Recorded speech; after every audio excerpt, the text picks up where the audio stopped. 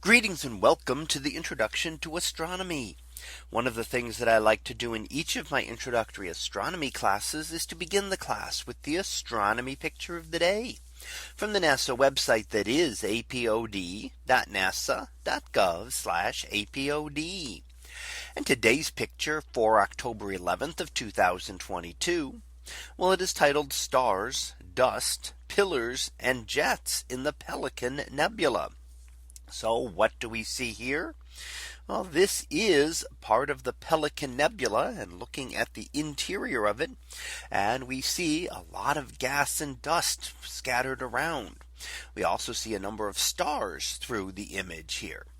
Now, the gas and dust can take on different images, and the patterns are all caused by stars which have formed in this region. So the dust will have denser areas, and we can see one of those pillars heading up on the right hand side, kind of heading up towards the top of the image. That is a denser pillar of material, and what's forming at the very tip of that is a star. And in fact, we see that as what we call a Herbig-Haro object, which is an example of one of these very young stars. And in fact, the jets of material being expelled by that star at the peak then excite the gas around it and cause it to glow, which is what we see as the Herbig-Haro object itself.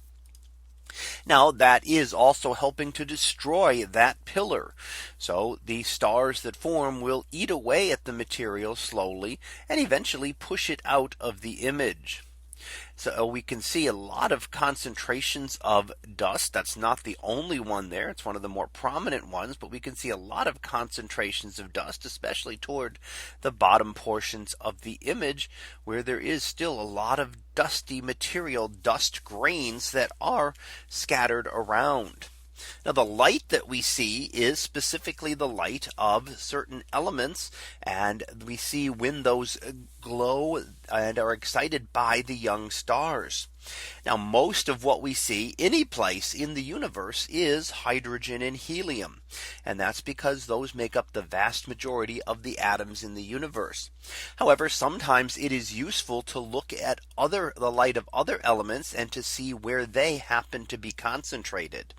And it may be a concentration of those elements, or it may simply be that the conditions are right for those elements to glow. For example, in our own sun, we see hydrogen lines, but they're not the strongest lines, even though it is primarily made up of hydrogen. We do see very strong lines of things like calcium and sodium. Even those are very tiny trace elements. And that means that they are just the right conditions to be able to produce the light or absorb the light that we see there. So sometimes it is not that there is a lot of an element around, but just that the conditions are right for it to be able to be seen. So narrow band images like this look specifically at the wavelengths of specific atoms to be able to study those in great detail. So that was our picture of the day for October 11th of 2022. It was titled Stars, Dust, Pillars, and Jets in the Pelican Nebula. We'll be back again tomorrow for the next picture, previewed to be Squid Game. So we'll see what that is about tomorrow.